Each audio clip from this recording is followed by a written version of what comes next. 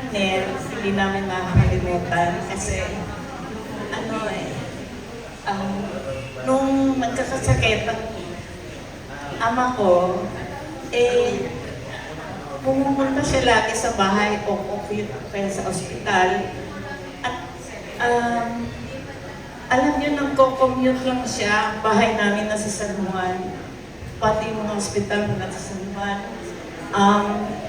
Yun, nagko-commute mula sa Muntinlupa sa San Juan para mag-alaga. At kung namatay naman yung tatay ko, siya naman yung punong dasal. Pagkatapos nun, yung aming ina naman, na ospital, nandun din si Nangel, nag-aalaga. Tapos, pagkatapos nasa bahay na, siya ang nag-aalaga doon. Iniwan niya ang sandali at kanyang pamilya para mag-alaga. Sa aming nanay, nagko-commute din siya mag-isa. From Muntinlupa to San Juan. Kaya hindi namin siya malilimutan. Salamat, Nel, sa lahat. Thank you, Ate Det. Ayan. Okay, so, yung sinabi niya, Ako na lang kasi siya nagsulat, pero baka na maging emotional siya. Siyempre. So, English pa naman. So, bahala na. Ito po from Odi. Andiyan po eh.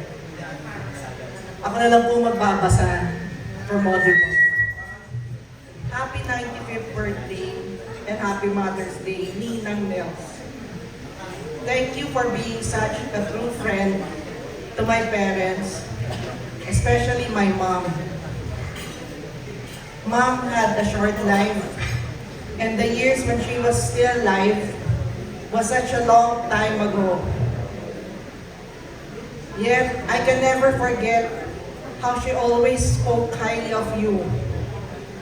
Your values, your integrity, your upbringing, the stuff is considered more important than monetary gains. Thank you sincerely, because not only were you nice to my parents, you were always motherly to me and my siblings. We are forever grateful. And a little trivia, Ninang Nels led novenas for my mom and also for my daddy. And she did so for probably almost 30 years after my mom's death, from 1989 to probably 2018.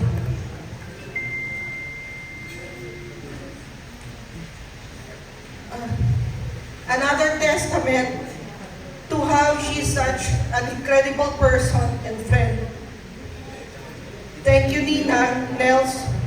It is an honor and privilege to be your godson, Odi. From me, I will never forget, di ko po makakalimutan yung thank you. Lahat ng naging pagdamay niyo sa amin.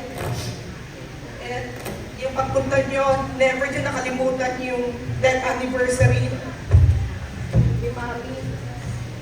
Ni Mami and then later ni Daddy. Consistently for how many years? Even many years after her death in 1989. So, birthday nilang dalawa, nagpupunta po kayo. Na naglalakad yun, nagko-commute, naglalakad, even at such an age na. So, hindi po namin makakalimutan yun. Kami magkakapatid, Iggy, Alex, ako, Odi.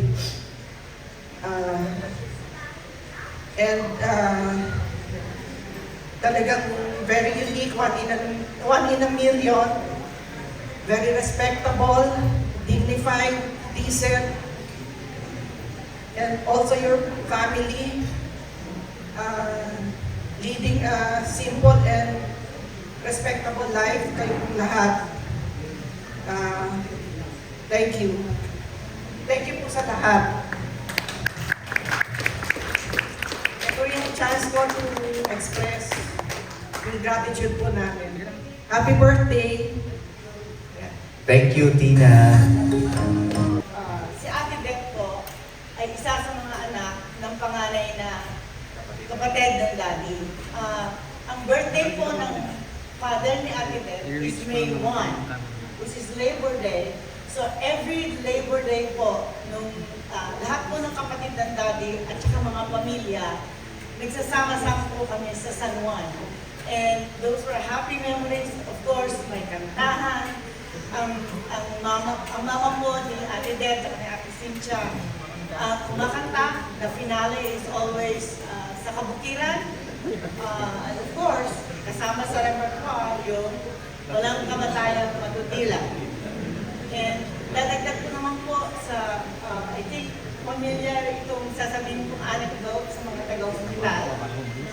Si Tino po, Dennis Juan, at si Odie, at kay mga kapatid po niya, si Auntie Liz po ay retired pharmacist ng Bureau of Prison Hospital. She's very close to us. May inaanak po si Mami sa mga anak ni Auntie Liz. And then, anak din. Si Auntie Liz, third, at saka si Christine, yung isa po namin. So, balikan lang po. And I think, marami sa inyo, mga ninong at ninang namin, or mga anak ninyo, mga apo. So, very close po. And then, the other, I think one thing that a lot of the hospital people will remember is, alam niyo naman po, government salary lang ang trabaho ng mami at saka daddy. Nung nag-aaral po kami, isa sa mga binibili ng mami at saka our late tita Minyang Nabat, pupunta po sila sa Baclaran at saka sa Quiapo or Divisoria, bumibili na, yung mga binibili nila, sunflower seeds, pangwan, tamis na beans, gatas. So, bibili po ng malalaki, and then nire-repack po namin at around the dining table, nire-repack po namin yun sa maliliit na plastic. And then, social po sila ng Tita Minya, pinapagod lang sa hospital staff, sa mga reso, yung mga elderly. So, para po makatulong. So, sa awa po ng Diyos, without student loan, nakaraos po kami ito na magkakapatid. So, malaking sakripisyo po ng mami at saka ng daddy. So, gusto ko lang po i-point out yun. So, and of course, in addition to that, what we used to call falling, hulugan. Kasi po, bibili po sila ng pantalon, umbrellas, and then minsan po tela, and then hulugan po. Business sila kinamin niya. And one of the things that I always remember, kasi po wala silang lista-lista. So, sasabihin ko, oh, paano nyo nalaman na kumikita, may profit, may tubo kayo. Ang sagot po nila, hindi, tubo na lang siya eh. Ano na-recover na daw yung puhunan. So, I don't know. Kasi nga po, wala pong lista-lista. Or kung meron mang lista, nasa maliit na papel. So, somehow, they're able to take note kung sino yung may utang kanino. So, I'm sure a lot of the hospital people probably remember that. So, maraming salamat po. Yun, no? So, tama po yun. Si Mami noon, pagka po nagliligpit kami, lalo pag sinabi namin, tinapon namin yung may maliit na papel na nakuha doon sa bulsa mo, tinapon namin. Ang expression ng Mami palagi ay, ha? May nakasulat pa. Kasi doon nakasulat yung lista ng Mami. So,